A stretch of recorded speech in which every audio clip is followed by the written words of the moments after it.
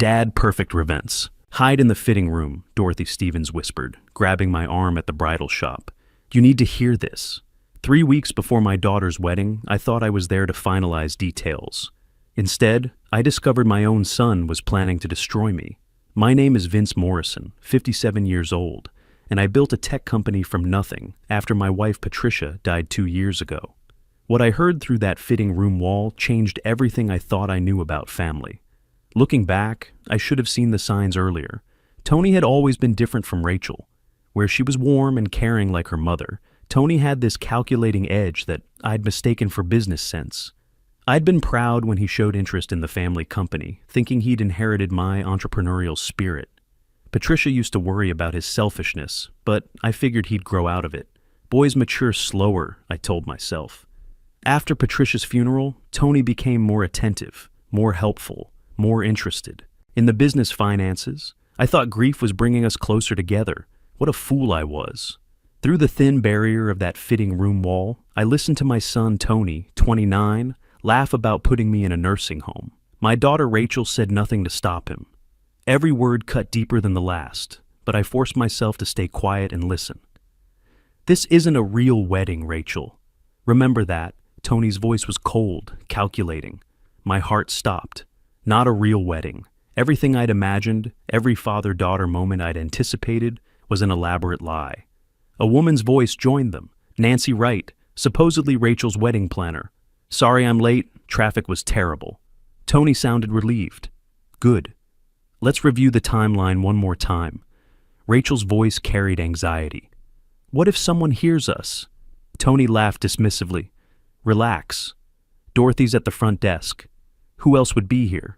I was one wall away, separated by mere inches of plaster and betrayal. The irony wasn't lost on me. I'd taught Tony to be thorough in business, to check for problems before making deals. Now he was using that same methodical approach to rob me blind. Nancy's voice shifted to business mode. 3 weeks from today, Rachel marries Kevin Foster, Tony added casually, real name Kevin Mitchell, actor from Miami. $25,000 cash. Rachel asked uncertainly. But the marriage license is real, right? Nancy confirmed. Yes, legally binding, but we file for annulment after 6 months. Tony explained like discussing a merger, simple purpose. A married daughter gains access to the family trust funds. My mind reeled. Kevin Foster, the man I'd welcomed into my home, taught to play poker, shared beers with during football games, an actor, a hired performer in this theater of deception. I remembered how impressed I'd been with his questions about the business, his interest in my stories about building the company, all research for his role. Tony continued laying out their scheme. The day after the wedding, Rachel activates the power of attorney. Nancy responded efficiently. I have the paperwork ready, completely legal. Tony's voice took on a greedy edge. We transfer funds to offshore accounts. We're talking $850,000, sweetheart. Rachel hesitated. Won't Dad notice right away? Tony's laugh was cruel. By the time the old man figures it out, it'll be too late. Nancy added, the money moves through shell companies, untraceable, $850,000. Not everything I had, but close to it. The number represented 30 years of 12-hour days, missed family dinners, weekend work sessions. All those times Patricia asked me to slow down, to spend more time with the kids, and I'd said I was building their future. This is what my sacrifice had bought me. Children who saw me as an obstacle to wealth they hadn't earned. Rachel's voice wavered. Do we really have to put Dad in a nursing home? Tony's response was, ice. Yes, he'll notice the money. We need him out of the way, Nancy explained methodically. Dr. Stevens will. Evaluate him, declare him mentally incompetent, Tony added. Cognitive decline from stress. Very believable. Rachel's voice broke. But he's my father. Tony snapped back harshly. He's a rich old man, and we're not. Get over it. The casual cruelty in his voice hit me like a physical blow. This was my son, the boy I'd taught to ride a bike, helped with math homework, cheered for at Little League games. I remembered staying up all night when he had pneumonia at age 8, Patricia and I taking turns holding him. Where had that little boy gone? Tears streamed down my face in the darkness. This was the child I'd worked so hard to provide for, the son I'd hoped would take over the business someday.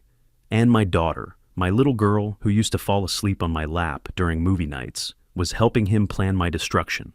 Tony continued, animated with excitement. 6 months later, we annul Rachel's marriage. Nancy added, offshore accounts are already set up. We liquidate the remaining assets. Tony laughed again. Then we disappear. New identities if necessary, Rachel asked quietly. What about Dad? Tony's response chilled me to the bone. What about him? He'll be at Golden Meadows for the rest of his life. I pressed my palm over my mouth to stifle any sound. My whole body shook. The recording device Dorothy had hidden continued its silent work, capturing every damning word. Tony's voice turned smug. You know what the best part is? He's completely blind to it. He trusts me. He trusts you. In 3 weeks, Vince Morrison will have nothing and will finally have everything we deserve. Deserve. The word echoed in my head. I'd given Tony every advantage: private school, college tuition, a job in my company, a BMW for his 25th birthday. What exactly did he think he deserved that he hadn't already received? Dorothy unlocked my door 15 minutes after they left. I collapsed into her arms and sobbed like I hadn't since Patricia's funeral. She guided me to her office, her grip firm despite my weight against her. I'm so sorry you had to hear that, she said, pressing tissues into my hand. But you needed to know the truth. She handed me a USB drive. I recorded everything. 47 minutes total. This is yours. Legal evidence. I stared at the tiny piece of plastic that contained the complete annihilation of my family. How did you know to record them? Dorothy sat across from me, her expression grim. This isn't the first time I've seen this kind of setup. Young person brings in an older relative to help with wedding details, then has private conversations they think nobody can hear. The fitting rooms share ventilation. Sound carries. She pulled up another recording from 3 days earlier on her computer.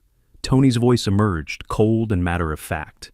The car accident 6 months ago should have worked. Rachel sounded shocked. What car accident? Tony answered without hesitation. I cut the old man's brake lines. He got lucky. My hands went numb. 6 months ago, my brakes had failed on the mountain road coming back from a client meeting. I'd barely managed to steer into a guardrail instead of going over the cliff. The mechanic said the lines looked corroded, possibly from road salt. I'd been grateful for what seemed like a lucky break. Tony had tried to murder me. Dorothy paused the recording, watching my reaction carefully. There's more, much more. She fast-forwarded to another conversation, a woman's voice I didn't recognize. What about the Boston situation? Tony replied dismissively. Margaret Taylor? Don't worry about her. Rachel interrupted. Who's Margaret Taylor? Tony explained casually. Just a woman I knew in Boston. She went to the police, but there was no proof. The scope was staggering. My son wasn't just stealing from family, he was a serial predator with multiple victims across different states. Dorothy advanced the recording again. Tony's voice, I've already moved $180,000 from his accounts. He hasn't noticed. Nancy confirmed the Cayman accounts have $220,000 waiting. My mind raced, calculating. $180,000 already stolen, $220,000 hidden offshore, plus the remaining $450,000 they planned to take after the wedding. The total matched their $850,000 figure exactly. I thought about all the business expenses I'd approved without question over the past year. Tony's client development trips to Miami and Boston. Conference registrations for events that sounded legitimate. Consulting fees for companies I'd never heard of but trusted Tony's judgment on. Every signature I'd provided had been another step in my own destruction. Dorothy played another section where Tony was manipulating Rachel with surgical precision. Your mother would want you to be taken care of. His voice was gentle, persuasive. Another clip, your father has more money than he could ever spend. And another, we're not hurting him, just redistributing wealth that should have been ours years ago. Rachel's voice, weak and uncertain. I just want to feel secure. Tony, smooth and controlling. Then trust me. This is how we get there. I could see the pattern now. Tony had identified Rachel's vulnerabilities after Patricia's death. Her grief, her fear of being alone, her worry about financial security, and exploited every one of them. He'd positioned himself as her protector, while making me seem like the obstacle to her happiness. "What will you do?" Dorothy asked after the recording ended. My first instinct was to call the police immediately. But as I sat there thinking, a different plan began forming. If I arrested Tony now, Rachel would believe he was the victim, that I was a bitter old man destroying her chance at happiness. She'd defend him, possibly perjure herself trying to protect him. But if I could expose him publicly, with undeniable evidence, in front of everyone he'd lied to, she'd have no choice but to face reality. "I'm going to let the wedding proceed," I said finally. Dorothy's eyes widened. "That's incredibly dangerous. If Tony suspects, he won't suspect. I'm going to be the perfect oblivious father for the next 3 weeks. Meanwhile, I'll gather more evidence and build an airtight case." I pulled out my phone. "Do you know any private investigators?" Dorothy nodded slowly. "Gary Coleman, former FBI, very thorough and discreet." Within an hour, I was sitting in Gary Coleman's downtown office. He was exactly what I'd hoped for. Mid-50s, sharp-eyed, with the bearing of someone who'd seen humanity's worst, but hadn't let it break him. I played the recordings and watched his expression grow grimmer with each revelation. "Mr. Morrison, this isn't amateur hour. Your son has done this before, probably multiple times. We're looking at federal charges: wire fraud, money laundering, conspiracy, attempted murder." Gary pulled out a legal pad and started making notes. "We'll need to move fast but carefully. If Tony gets spooked, he'll run, and you'll never see that money again. What do you need from me? Complete cooperation and perfect acting. For the next 3 weeks, you're the loving, trusting father who suspects nothing. Can you do that?" I thought about Tony's smug voice discussing my imprisonment, Rachel's tears as she agreed to betray me, the casual way he'd mentioned cutting my brake lines. "Yes," I said, "I can do that." Gary worked fast. Within 48 hours, he confirmed Kevin Foster was indeed Kevin Mitchell, a Miami actor with a criminal record for fraud and impersonation.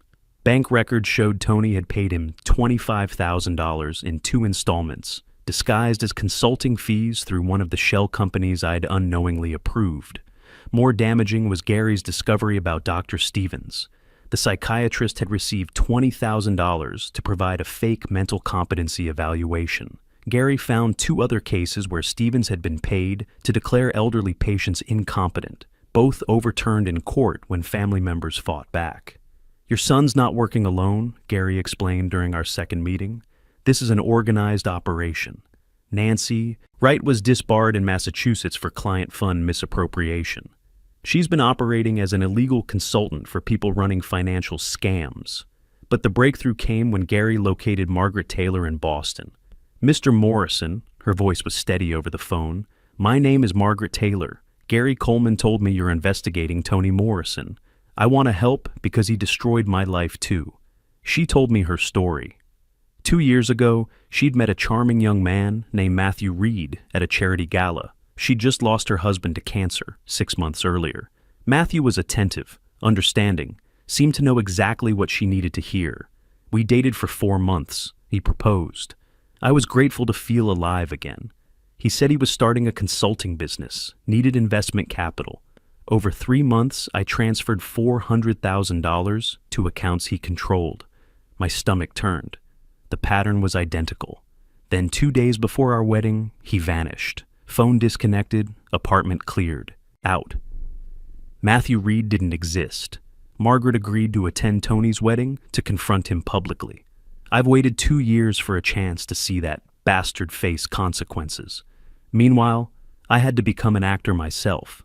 For 3 weeks I smiled over breakfast, discussed wedding flowers at lunch, and reviewed evidence that would destroy my family at night. The hardest part was looking at Tony across the dinner table, knowing he'd tried to kill me and maintaining normal conversation. He'd ask about work, I'd share updates about client projects, he'd mention wedding details, I'd express enthusiasm about walking Rachel down the aisle. "Dad, you seem tired lately," Rachel said one evening, genuine concern in her voice. It broke my heart that some part of her still loved me, even while planning my destruction. "Just wedding excitement, honey. Lots on my mind." Tony jumped in smoothly. "That's why I scheduled that appointment with Dr. Stevens for Friday. We want you in top form for the big day." The Ask questions designed to make me appear to be confused. He was framing his trap as concerned care for my health. I met with Dr. Stevens that Friday, playing the role of a confused old man losing his memory. He asked questions designed to make me appear incompetent. "Mr. Morrison, what year is it?" I hesitated deliberately. 2023, or is it 2024? Who's the current president? Obama's still president, isn't he? Stevens made notes, his expression grave with false concern. I could practically see him calculating his $20,000 fee. After the appointment, Tony presented power of attorney documents. "Just routine paperwork, Dad, to make things easier after the wedding, when Rachel and I are on our honeymoon." I pretended to read them carefully. Every clause was designed to strip me of control, access to accounts, authority to make financial decisions, everything. "These are pretty comprehensive, Tony. Let me have my lawyer look them over first." A flash of irritation crossed his face. "Dad, we don't have time for that. The wedding's in a week. Just a quick review," I said, keeping my voice mild. "You understand, right?" "Big decision," Tony forced a smile. "Of course. Families should be careful with important documents." The irony was staggering. He was lecturing me about family while planning to rob me blind. That weekend, Gary provided the final pieces of evidence. Financial forensics showed Tony had been stealing systematically for 18 months, not just the past year. Small amounts at first, $5,000 here, $10,000 there, gradually increasing as he gained confidence. "He's been testing your attention to detail," Gary explained. "When you didn't notice the small thefts, he got bolder. The offshore accounts were more sophisticated than I'd imagined. Money flowed through 3 shell companies, then to accounts in the Cayman Islands, then to a final destination in Singapore. If the wedding had proceeded, Tony would have been untraceable within 48 hours. Gary also discovered Tony's escape plan. One-way ticket to Grand, Cayman departing 2 days after the wedding. Then connections to Bangkok under a false identity. What about Rachel? Gary's expression was grim. No ticket for her. He was planning to abandon your daughter immediately after the wedding, leaving her to face federal charges alone. I stared at the airline reservation. Rachel had no idea she was being set up as the fall guy while Tony disappeared with both the money and Nancy Wright, who also had a ticket under a matching false identity. My daughter thought she was protecting her future with her brother. In reality, she was signing her own prison sentence while he planned to vanish forever. Gary coordinated with FBI agent Lisa Anderson, who'd been building a case against Tony for interstate fraud. "We have enough evidence to arrest him now," she explained during our final meeting. "But, Mr. Morrison, if you want to proceed with the wedding day plan, we can position agents throughout the venue." "I want him exposed publicly," I said firmly. "Rachel needs to see who he really is, not just hear it from prosecutors later." Agent Anderson nodded. "Wedding morning, we'll freeze the Cayman accounts. The moment Tony tries to access them after the ceremony, he'll get error messages. He'll be trapped." Saturday morning arrived, wedding day. I woke at 6 a.m. and practiced my smile in the bathroom mirror. In a few hours, I would either save my daughter or lose her forever. The church was already filling with guests when I arrived. 300 people dressed in wedding finery, everyone excited and happy. FBI agents positioned throughout the crowd looked like ordinary wedding guests. Margaret Taylor sat in the back row, elegant in navy blue, waiting for her moment of justice. Rachel looked breathtaking in her wedding dress, exactly like Patricia on our wedding day. In the bridal suite, she turned to me with tears glistening. "Dad, do I look okay?" I took her hands. "You look exactly like your mother, beautiful, perfect. I wish she could be here. Today, no matter what you see or hear, no matter what you see or hear, I love you more than anything in this world. That will never change." She pulled back, confusion crossing her face. "Dad, you're scaring me." "What's wrong?" The wedding coordinator knocked. "It's time." The processional music swelled. Rachel took my arm, and we began walking down the aisle toward Tony and Kevin at the altar. 300 faces turned toward us, smiling, some dabbing at tears. They saw a father walking his daughter toward happiness. I was walking her toward the truth. Tony's eyes met mine across the distance. For the first time since this began, I saw genuine fear in his expression. Something in my demeanor must have changed. The mask was slipping. We reached the altar. The minister smiled warmly. Who gives this woman to be married instead of the old traditional response? I said clearly, loudly. I do not. Confused murmurs rippled through the crowd. Rachel turned to me, pale. Dad, what? Tony stepped forward, voice strained but controlled.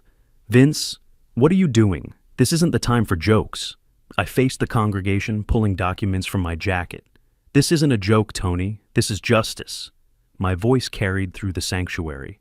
3 weeks ago, I discovered my son and daughter have been conspiring to steal my fortune, declare me mentally incompetent, and imprison me in a nursing home. This wedding is a fraud designed to access family trust funds. Gasps erupted throughout the church. Tony's mask finally cracked completely. Dad, you're having some kind of episode. This is exactly what Dr. Stevens warned us about. I pulled out the USB drive. I have recordings, Tony. 47 minutes of you and Rachel discussing every detail of your plan. Your fake marriage to Kevin Foster here, who is actually actor Kevin Mitchell, hired for $25,000. Kevin's shoulders sagged in defeat. It's true, I'm an actor. It was supposed to be just a job. I have forensic accounting reports, I continued, showing you've stolen $850,000 over 18 months. I have evidence you cut my brake lines 6 months ago, attempting to murder me. I have proof Dr. Stevens was paid $20,000 to falsify a mental competency evaluation. The church erupted in chaos, people shouting, crying, trying to process the revelations. Tony's face had gone from pale to crimson. You're insane! Rachel, tell them your father is losing his mind.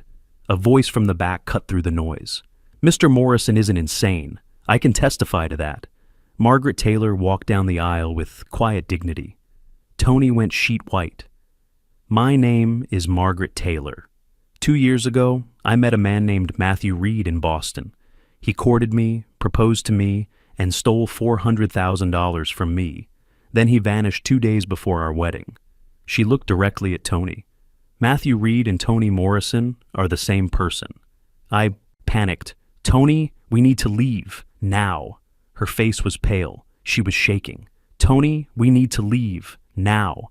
Her face was pale. She was shaking. Tony, we need to leave, now. Her face was pale. She was shaking. Tony, we need to leave, now. Her face was pale. She was shaking. Tony, we need to leave, now. Her face was pale. She was shaking. Tony, we need to leave, now. Her face was pale. She was shaking. Tony, we need to leave, now. Her face was pale. She was shaking. Tony, we need to leave, now. Her face was pale. She was shaking. Tony, we need to leave, now.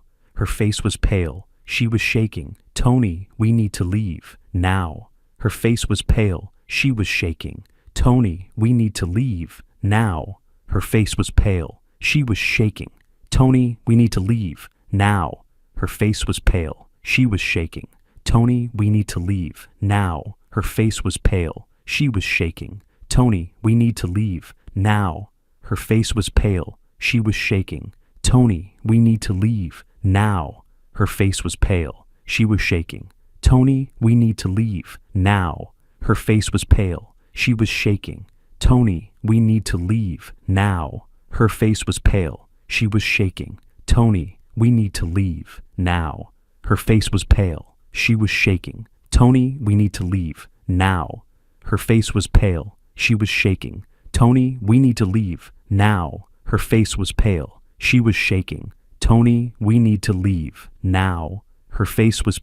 She was shaking. Tony, we need to leave, now. Her face was pale. She was shaking. Tony, we need to leave, now. Her face was pale. She was shaking. Tony, we need to leave, now. Her face was pale. She was shaking. Tony, we need to leave, now. Her face was pale. She was shaking.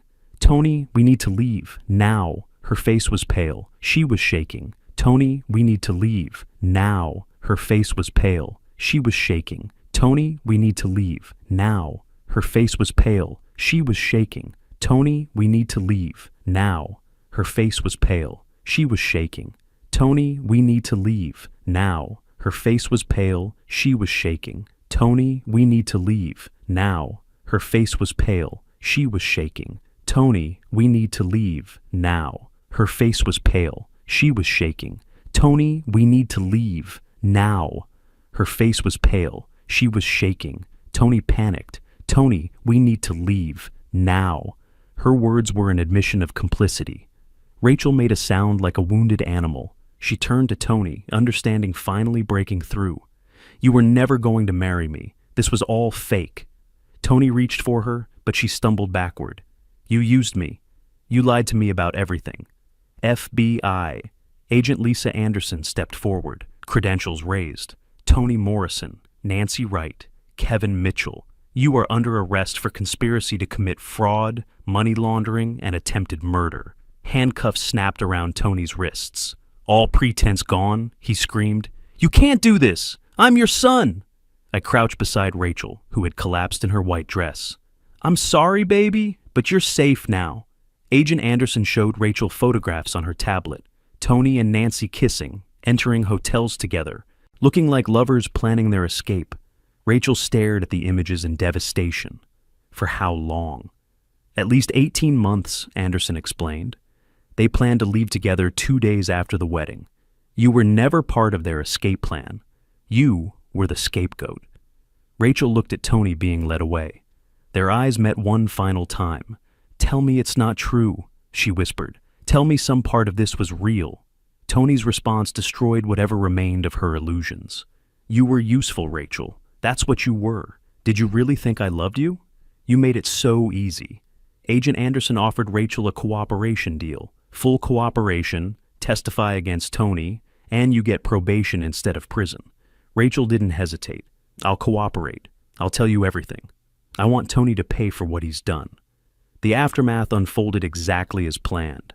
Tony faced 15 federal charges, receiving 18 years in federal prison. Nancy got 12 years. Dr. Stevens received 8 years and lost his medical license. Permanently. We recovered 85% of the stolen money.